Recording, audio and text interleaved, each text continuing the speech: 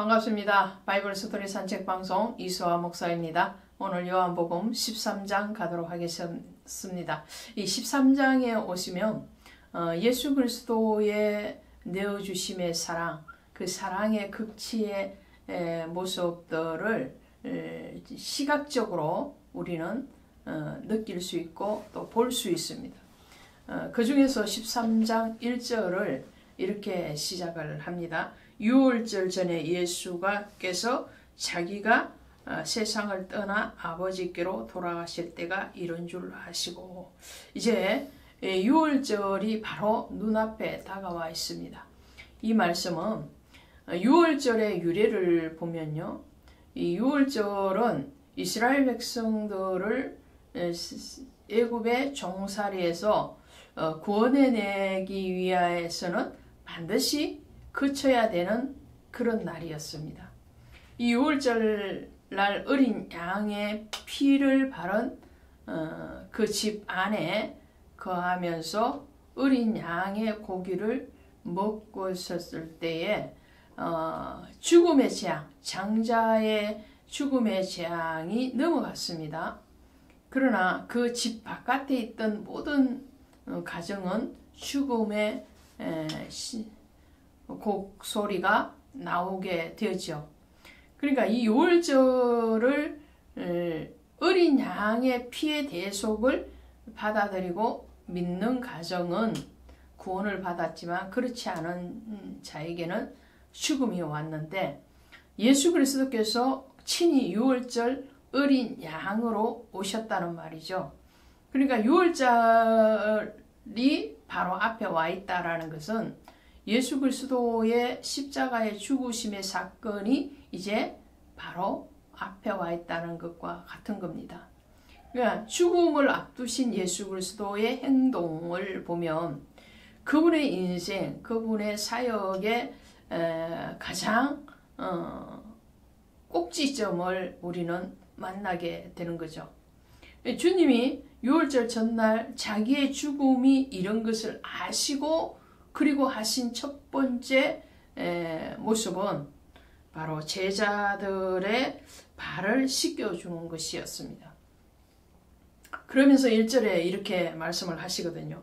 자기 사람들을 사랑하시되 끝까지 사랑하시니라. 아버지의 사랑, 주님의 사랑은 탐이 없는 사랑이에요. 무궁한 사랑이에요.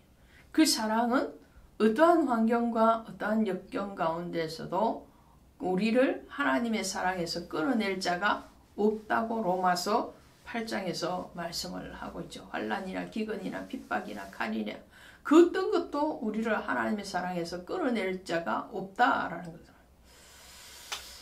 하나님의 사랑은 홍수라도 우리를 침몰시키지 못한다고 그랬어요. 그 어마어마한 사랑의 모습이 지금 13장에서 나타나고 있는데, 자기 사람들을 사랑하되 끝까지 사랑해요. 순간적인 사랑으로 끝나지 않는다는 거예요. 일회성으로 끝나지 않는다는 거예요. 영원한 사랑. 그 사랑은 정말 지성소의 사랑입니다. 예수님은 대제사장으로서의 사랑을 지금 하고 계시는 거예요. 자신의 몸을 제물로 내어주실 뿐만 아니라 하나님의 그 마음, 그 사랑으로 오늘 우리에게 친히 다가오셔서 말씀하실 뿐만 아니라 행동하시는 사랑으로 보여주고 계시죠. 끝까지 사랑하시니라. 저는 이 말에 늘 한 번 더 저 자신을 돌아보고 관계를 돌아보게 됩니다. 정말 사람을 포기하고 싶을 때 정말 이제 끝이다 라고 말을 하고 싶다가도 이 말씀이 떠오르는 거예요. 하나님은 독생자 아들 예수를 우리에게 내어주셨고, 그 예수님은 죽음의 그 순간까지도 자기 사람들을 끝까지 사랑했는데, 우리의 사랑은 얼마나 연약한 사랑인가에 대해서 다시 한번 반성하게 되죠. 자, 그러면서 주님은 이 제자들의 발을 씻기시는데, 그때에 베드로가 말을 합니다. 주여 주께서 내 발을 씻으시나이까. 처음에는 못 씻게 합니다. 왜 그러죠? 베드로는 제자고 주님은 주인이신데, 스승이신데, 스승이 어떻게 제자의 발을 씻기십니까? 주인이 어떻게 종의 발을 씻기십니까? 이런 거죠. 근데 예수님께서 내가 너의 발을 씻기지 않으면 너는 나와 상관없는 자다라고 하시니까 베드로는 한수를 더 떠서 이번에는 발뿐만 아니라 내 머리도 씻어주소서 그러죠. 주여 내 발뿐 아니라 손과 머리도 씻어주옵소서. 예수께서 이르시되 목욕한 자는 발밖에 씻을 필요가 없느니라. 이 목욕한 자는 뭘까요? 세례받은 자는 이런 말이에요. 성부와 성자와 성령의 이름으로 세례를 받은 자는 그 사람은 이미 구원 안으로 들어왔기 때문에 머리까지 안 씻어도 된다는. 왜 그러죠? 머리 대신에 주인을 아니까요. 예수님은 교회의 머리가 되시잖아요. 머리가 되시는 분을 알고 그 머리 앞에 순종하는데 머리를 씻을 필요는 없다는 거예요. 목욕할 필요는 없다는 거예요. 이미 물과 성령으로 거듭났기 때문에. 거듭났음에도 불구하고 발은 씻어야 되는 거예요. 이 발을 씻는다는 것은 일상의 죄에 대해서 얘기하죠. 매일매일 우리가 거치고 있는 그 죄에 대해서 이제 주님 앞에 우리의 행실의 죄에 대해서 용서함과 회개를 구하는 거죠. 그것이 발을 씻는 겁니다. 그리고 난 뒤에 예수님께서 이제 성찬 예식을 하시게 되는데요. 성찬 예식을 하시면서 중요한 말씀을 하십니다. 18절에 가시니까 내가 너희 모두를 가리켜 말하는 것이 아니니라. 나는 내가 택한 자들이 누구인지 알미니라. 그러나 내 떡을 먹는 자가 내게 발꿈치를 들었다 한 성경을 응하게 하려는 것이니라. 이것은 시편 41편 9절에 나오는 말씀이에요. 그리고 26절에도 보면 이렇게 말씀을 해요. 예수께서 대답하시되 내가 떡 한 조각을 가져다 주는 자가 그니라. 누구를 얘기합니까? 가룟 유다를 얘기하죠. 예수님이 이 떡을 떼어서 제자들에게 주시는데 그 중에 한 사람 가룟 유다가 예수님을 배신하고 예수님을 십자가에 못 박는 일에 가장 앞장서는 자가 될 것이다 라는 거예요. 배신하는 자가 될 것이다.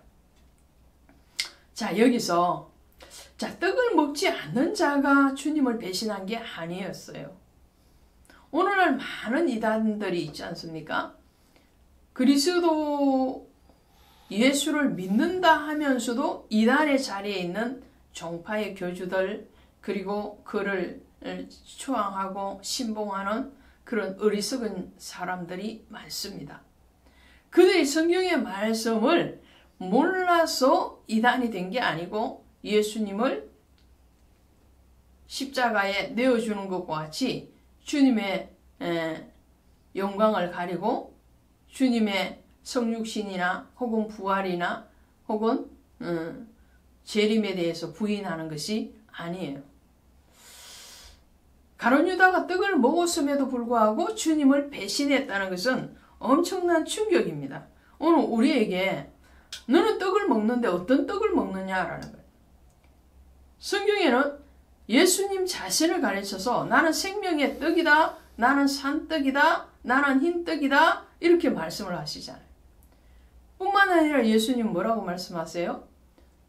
나는 세상의 빛이다, 생명의 빛이다, 나는 세상의 소금이다. 자, 주님이 말씀을 하세요. 자신에 대해서. 그리고 그 자신을 우리에게 빛으로, 생명으로, 떡으로 내어주셨어요.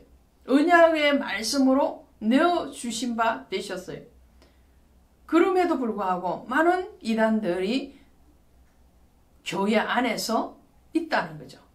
12명의 제자들이 모두 다 예수님의 교훈을 받았어요. 예수님 앞에 직접적인 부름을 받고 가르침을 받았어요. 그리고 유월절 예식을 같이 행하였습니다. 마지막 유월절에서 예수님이 떡을 떼서 가룟 유다에게 주고 그 가룟 유다는 떡을 받아 먹거든요. 그런데도 주님을 배신한단 말이에요. 왜 그럴까요? 생명으로 받지 않기 때문에 그렇습니다. 주님은 생명의 빛이고 생명의 떡임에도 불구하고 생명의 빛으로 생명의 떡으로 받아들이지 않기 때문에 그래요. 영원한 사랑을 주님은 허락하시고 그것을 행해 보이시는데도 불구하고 그 영원한 사랑으로 받지 않기 때문에 그런 거예요. 주는 자는 무엇이든지 다 주고자 함에도 불구하고 받는 자가 그 받음에 있어서 자기 생각으로 자기의 기준으로 받기 때문에 그렇다는 거죠. 그러니까 말씀은 내 기준으로 받는 것이 아니고 하나님의 기준으로 받아야 돼요. 말씀대로예요. 말씀대로. 자, 31절에 가시면 그가 나간 후에 누가 나갔다는 거죠? 가룟 유다죠. 가룟 유다가 떡을 받고 곧 나가니 밤이르라 그러잖아요. 어둠으로 다니는 거예요. 생명의 빛 안으로 빛의 자녀답게 거하는 것이 아니고 어둠에 다니는 그런 유다의 모습을 보시는 거죠. 나간 후에 예수께서 이르시되 지금 인자가 영광을 받았고 하나님도 인자로 말미암아 영광을 받으셨느니라. 이 말씀이 무슨 말씀일까요? 다시 18절로 돌아가시면 내 떡을 먹는 자가 내게 발꿈치를 들었다 한 성경을 응하게 하려는 것이라. 가룟 유다의 배신에 대해서도 이미 구약 성경에서 예언을 하고 있더라는 거죠.